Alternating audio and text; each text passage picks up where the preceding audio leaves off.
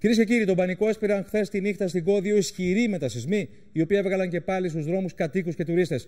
Την ίδια ώρα, νέα βίντεο καταγράφουν τη σφοδρότητα με την οποία έπληξε ο εγκέλαδος στο νησί.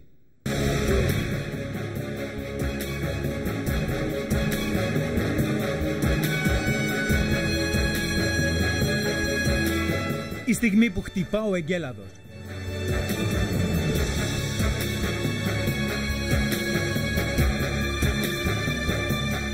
Σωλήνες πάνε και πέφτουν νερά από τους ορόφους. Οι ένοικοι πετάγονται έξω από το ξενοδοχείο.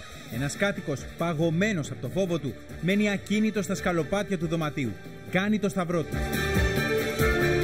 Τα νερά της πισίνας γεμίζουν το χώρο. Από το σεισμό που έγινε, το έβγαλε το νερό έξω, περίπου στους 20 πόντους και πέρασε κάτω και βγήκε στο δάπεδο. Τι γινόταν δηλαδή εδώ?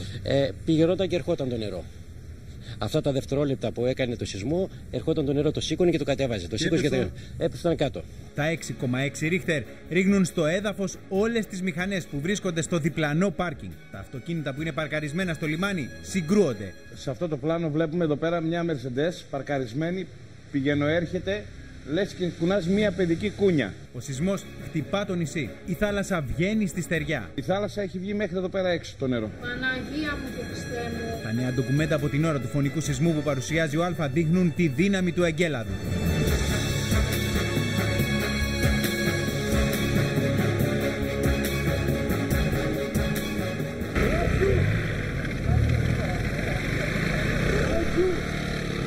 Ο Α βρίσκεται εκεί όταν ο μεγαλύτερος μετασεισμός των τελευταίων ωρών σημειώνεται κοντά στην πόλη. Η ώρα είναι 8 και 10, έχει κάνει ένα πολύ ισχυρό μετασεισμό. Βλέπετε ένα τμήμα εδώ του κάστρου, του παραλιακού κάστρου έχει πέσει.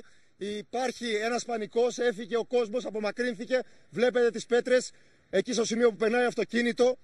Συντάραξε ένας ισχυρός μετασεισμός αυτή την ώρα την πόλη της Κώ. Τουρίστες τρέχουν φοβισμένοι. Κάποιοι οδηγοί μέσα στον πανικό τους περνούν από το σημείο όπου μέρος του τείχους έχει υποχωρήσει. Πού πας με το ποδήλατο, πήγαινε πίσω. Ήταν έντονος, ήταν βίαιος και κράτησε αρκετά. Ήταν πολύ δυνατός. Πήγαν όλα καλά, ευτυχώς δεν είχαμε πρόβλημα με το σπίτι, ψυχραιμία.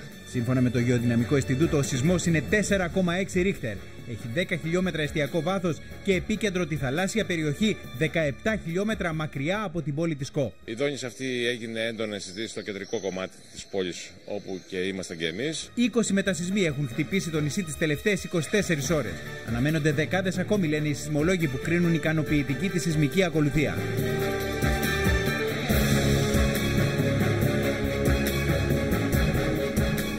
Στο λιμάνι, δίτες ερευνούν από χθες ολόκληρη την προβλήτα. Προσπαθούν να εντοπίσουν τα σημεία που έχουν υποστεί μεγαλύτερες ζημιές από το σεισμό. Θα κάνουμε κάποια από τη ράμπα επιστικές. Ναι, στη ράμπα.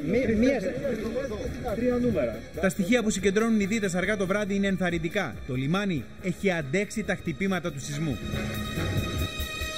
Έχει υποστεί ουσιαστικά μικρές ζημιές παρά το μεγάλο επιφανειακό ρήγμα. Οι αρχές ξεκινούν ένα μαραθώνιο προκειμένου να ρίξουν μια τσιμεντένια πλατφόρμα και μέσα σε λίγες μέρες να δέσουν ξανά τα πλοία στο κεντρικό λιμάνι της Κώ. Και η χθεσινή νύχτα για πολλούς τουρίστες αλλά και ντόπιους πέρασε δύσκολα. Για άλλη μια βραδιά θα προσπαθήσουμε να το ξεπεράσουμε.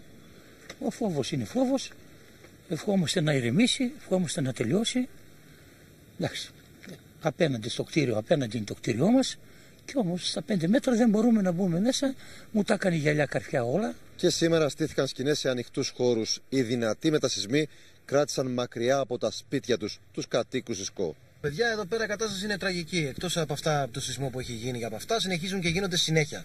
Κάθε λίγο και λιγάκι. Κάθε λεπτό, ενώ όχι κάθε λεπτό, ας πούμε κάθε τέταρτο, σίγουρα.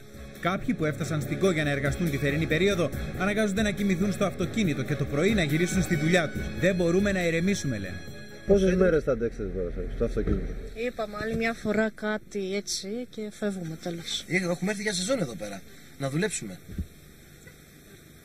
Τώρα θα δούμε, αν βλέπουμε πάλι και συνεχίζει αυτό το πράγμα, δυστυχώς θα φύγουμε.